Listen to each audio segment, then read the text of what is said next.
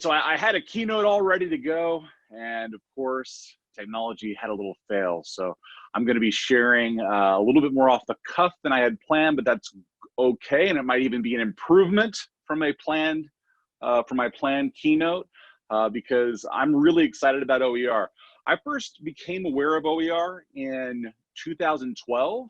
I had been teaching since 2004, and I first became aware of OER in 2012 when I was hired by a group called the Constitution Foundation to create an online course for their program.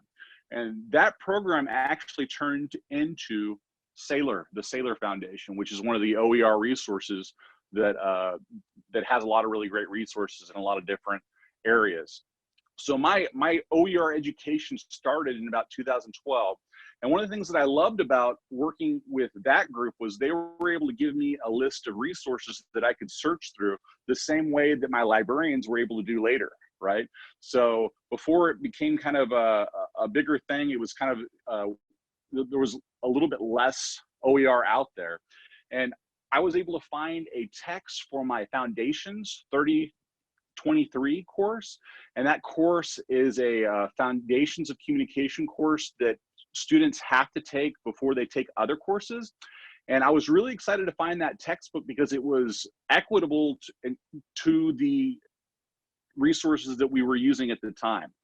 And one of the big reasons that I switched, of course, kind of reiterating some of the things that have been discussed so far, were the skyrocketing costs of textbooks and the proliferation of having these extra fees for these online resources that then go away, right? So not only were students having to buy the textbook, but then they had to buy the code, and our publishing partners would say things like, "Oh, but it's okay, we're going to sell a bundle and it'll be cheaper, only $110."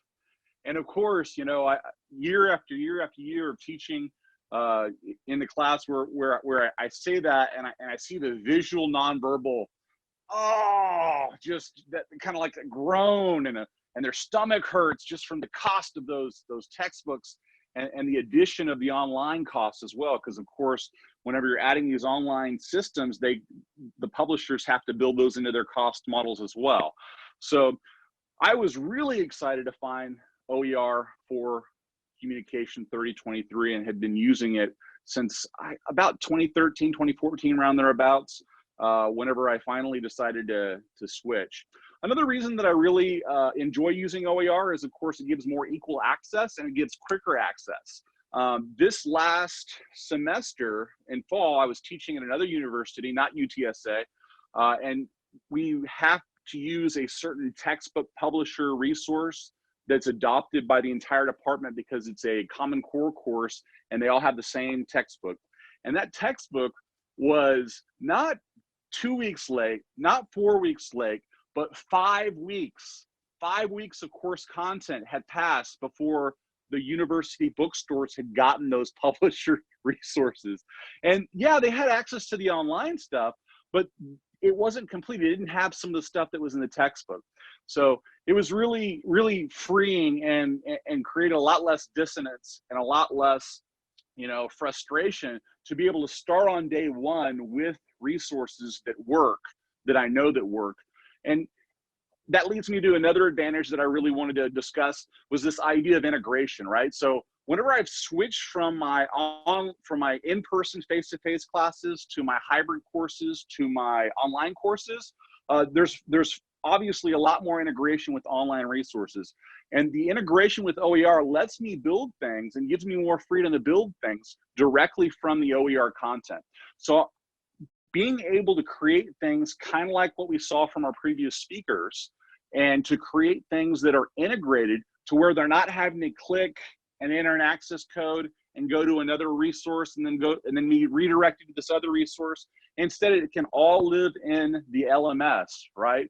So whether that's Canvas or that's Blackboard or whatever it is that you're using, having everything in that LMS really helps to keep the focus, right? And it helps students stay focused, which I think gives us greater freedom, and of course allows us to really use all of the tools in our toolbox to create a better course.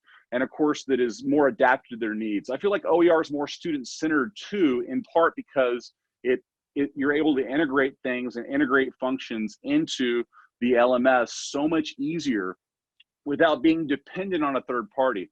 And I know third parties have good integration tools, and some of those can work quite well, but being able to not have, as our math team was discussing earlier, where they had 2 different systems that, you know, were not really fit together until they got that grant to go and rectify that problem. Being able to start with just that one system of this is the text, these are the resources, and building from that was really freeing to me as well. The book resource that I chose for 3023 already had really good complete resources at the end of each chapter. They had chapter exercises built in. They had keywords built in. They had key takeaways built in. They had applying your communication knowledge built in, and having all of those things built in was a huge advantage too, and it really helped me to have a better springboard for building the course online, because I had the confidence of having a lot of the stuff that you would normally see from a publisher in an OER text, and it was really, really nice to have that. And for years and years, I wanted to do this with my other 4 courses, but of course, the time investment wasn't there. And then finally, this last year, I was able to get a little bit more time, and I was able to invest in a search for Language and Theory Communication 3083. And I had looked and looked, and I used my old Sailor resources, and I went through and the searches, and I was trying to find something that was as good as or close or better than or as good as the textbook that I was using in that Language and Theory Communication course. And that textbook, just to give you some context, it was in its 9th edition. So 9 years and extra authors being added through those 9. In about the 4th edition, they added an extra author, right? And they had the full support of a publisher behind them, and they had online tools, and it was a great book, and it worked great. But they had started to shut down some of the access points and not have a lot of the online stuff that was working and was free. They started shutting that down and charging more for it. So the publisher textbook was wonderful, and it was a great textbook, but it was very expensive, and they were starting to change those resources and make them less available, right? So I reached out to Deanne. I, of course, am not a big fan of reaching out for help, especially on something that I already know how to do. I know how to do searches. I know how to look for things. But I finally said, you know what, I need help with this. And I was able to reach out to Deanne, and she helped me to do a more exhaustive search than I had done already. And she was able to look at things, not only because of her awesome library research skill set, right? Being able to find things and look at things that I didn't necessarily have in my original resources to look at, but also able to look at things through new eyes and eliminate things and elevate things that I might not have had a second look at, right? So she was able to find some textbook materials that were just like that Foundations of Communication 3023 course that had some of those key takeaway sections and some of those keyword sections that I could then use as a springboard to build other things for my online courses.